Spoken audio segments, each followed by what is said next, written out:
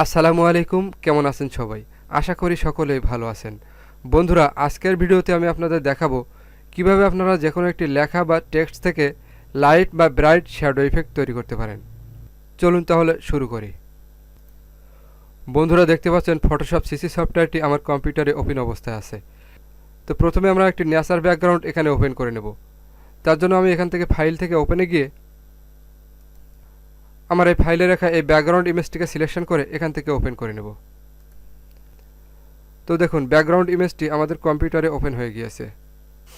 তো প্রথমে আপনারা যে কাজটি করবেন সেটা হলো আপনারা এই ব্যাকগ্রাউন্ড লেয়ারটিকে আরেকটি কপি করে নেবেন। তার জন্য এই ব্যাকগ্রাউন্ড লেয়ারটি মাউস ড্র্যাগ করে এই ক্রিয়েট এ নিউ লেয়ার আইকনের উপর ছেড়ে দিবেন। দেখুন, ব্যাকগ্রাউন্ডের আরেকটা লেয়ার এখানে ক্রিয়েট হয়েছে। এখন এই নিচের লেয়ারটি সিলেকশন করে এই ব্যাকগ্রাউন্ডের উপর আমরা একটা টেক্সট লিখব। তার জন্য টুলবক্স থেকে টাইপ টুলটি সিলেকশন করে নেবেন। আমি টাইপ টুলটি সিলেকশন করে নিলাম। এখন আমি এখানে একটা টেক্সট লিখব। ব্যাকগ্রাউন্ডটি একটু জুম করে নেব।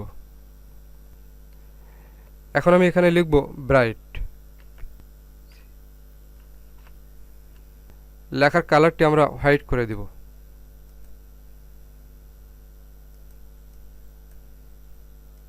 লেখাটি এখানে বোল্ড করা আছে, আমি লেখাটিকে রেগুলার করে দেব। এখন আমি এই লেখাটিকে এরকম পজিশন মতো বসিয়ে নেব। তো আমি এই পজিশনে রাখলাম। এখন আপনি যে কাজটা করবেন সেটা হলো লেয়ার বক্স থেকে এই নিচের ব্যাকগ্রাউন্ড লেয়ারটি সিলেকশন করে নেবেন। এরপর এখান থেকে এই create a new fill or adjustment layer এখানে একটা ক্লিক করবেন। এরপর এখান থেকে এই যে হিউ বাই স্যাচুরেশন এই অপশনে একটা ক্লিক করবেন। দেখুন, এখানে হিউ বাই স্যাচুরেশনের একটা ডায়লগ বক্স ওপেন হয়েছে। তো প্রথমে আপনি এখান থেকে স্যাচুরেশনটা একটু মাইনাস করে দিবেন। এরপর আপনি এখান থেকে লাইটনেসটা একটু মাইনাস করে দিবেন। তো লাইটনেসটা এমনভাবে কমিয়ে দেব যেন ব্যাকগ্রাউন্ডটি একেবারে ডার্ক হয়ে যায়। স্যাচুরেশনটা আরও একটু কমিয়ে দেব। তো এই অবস্থায় রেখে আমি এখান থেকে বক্সটি ক্লোজ করে দেব। এরপর আপনি এই টেক্সট লেয়ারটি সিলেকশন করবেন। এরপর এই টেক্সট লেয়ারের উপর মাউসের রাইট বাটন ক্লিক করে এখান থেকে এই যে রাস্টারাইজ টাইপ এখানে একটা ক্লিক করবেন, অর্থাৎ এই লেয়ারটিকে রাস্টারাইজ করে দিবেন। এখন এই টেক্সট লেয়ারটির আরেকটু কপি করতে হবে। তার জন্য এই টেক্সট লেয়ারটি মাউস ড্র্যাগ করে এই ক্রিয়েট এ নিউ লেয়ার আইকনে ছেড়ে দিবেন। দেখুন, টেক্সট লেয়ারটির আরেকটি কপি এখানে তৈরি হয়েছে। এখন এই নিচের লেয়ারটিকে সিলেকশন করে কিবোর্ড থেকে Ctrl+T প্রেস করে এই লেয়ারটিকে ট্রান্সফর্ম করে নেবেন। দেখুন, লেয়ারটি ট্রান্সফর্ম হয়ে গিয়েছে। এখন আপনি এর মাঝখানে মাউসের রাইট বাটন ক্লিক করে এখান থেকে ফ্লিপ ভার্টিক্যাল এই অপশনে একটা ক্লিক করবেন। দেখুন, আমাদের নিচের লেয়ারের টেক্সটটি কিন্তু এখন ভার্টিক্যালি উল্টে গিয়েছে। আমরা এখন এটাকে ড্র্যাগ করে নিচে নিয়ে আসব। তো এরকম পজিশনে রেখে দেব। এখন আবারও এর মাঝখানে মাউসের রাইট বাটন ক্লিক করে এখান থেকে এই যে পার্সপেক্টিভ এই অপশনে একটা ক্লিক করবেন।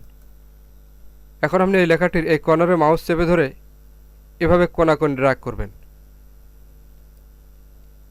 আমি এই পর্যন্ত রাখলাম। এখন আপনি কিবোর্ড থেকে এন্টার প্রেস করবেন। এখন আপনি যেটা করবেন সেটা হলো নিচের এই টেক্সট লেয়ারটি হাইড করে দিবেন এবং উপরের এই ব্যাকগ্রাউন্ড লেয়ারটি শো করে দিবেন। এরপর এই ব্যাকগ্রাউন্ড লেয়ারের উপর মাউসের রাইট বাটন ক্লিক করে এখান থেকে এই যে ক্রিয়েট ক্লিপিং মাস্ক এই অপশনে একটা ক্লিক করবেন। এরপর উপরের এই কপি টেক্সট লেয়ারটি সিলেকশন করে এর উপর মাউসের রাইট বাটন ক্লিক করে এখান থেকে লেয়ারের এই ব্লেন্ডিং অপশনটি ওপেন করে নেবেন। দেখুন, আমাদের সামনে ব্লেন্ডিং অপশনের একটা প্রপার্টিস প্যানেল ওপেন হয়ে গিয়েছে। প্রিভিউ দেখার জন্য আমরা প্যানেলটিকে একটু সাইড করে নেব।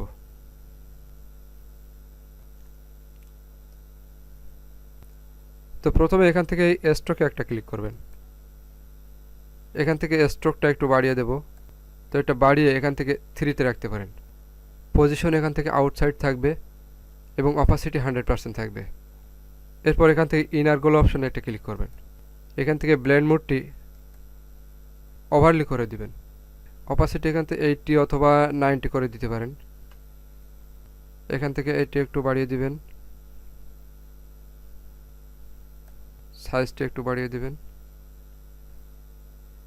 সাইজটা 35 রাখলাম। এরপর এখান থেকে আউটারগুলো অপশনে একটি ক্লিক করবেন। ব্লেন্ড মোডটি নর্মাল থেকে এখান থেকে ওভারলি করে দিবেন। অপাসিটি 80 থেকে 90-র মধ্যে রাখবেন। স্প্রেডটা একটু বাড়িয়ে দিবেন। এবং সাইজটা একটু বাড়িয়ে দিবেন। তো এই অবস্থায় রেখে আমি এখান থেকে প্যানেলটি ওকে করে দিচ্ছি। এখন আপনি এখান থেকে নিচের এই টেক্সট লেয়ারটি শো করে দিবেন। এরপরে টেক্সট লেয়ারটিকে সিলেকশন করে এখান থেকে চলে যাবেন ফিল্টার অপশনে।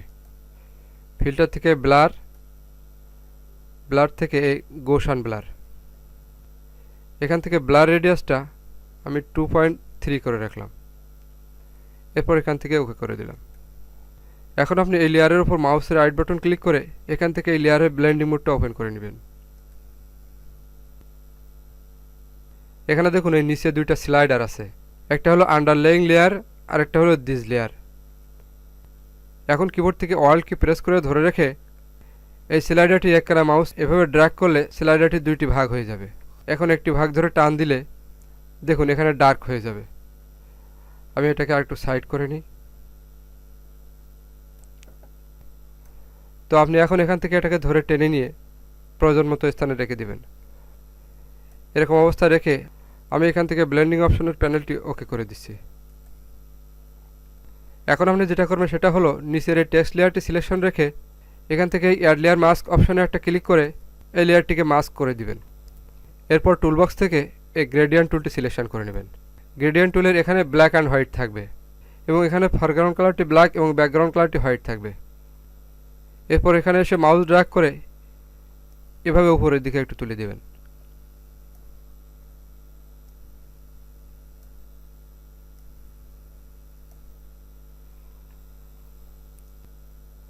তো দেখুন বন্ধুরা, এখন কিন্তু এটা ন্যাচারাল একটি লাইটিং শ্যাডোতে পরিণত হয়েছে।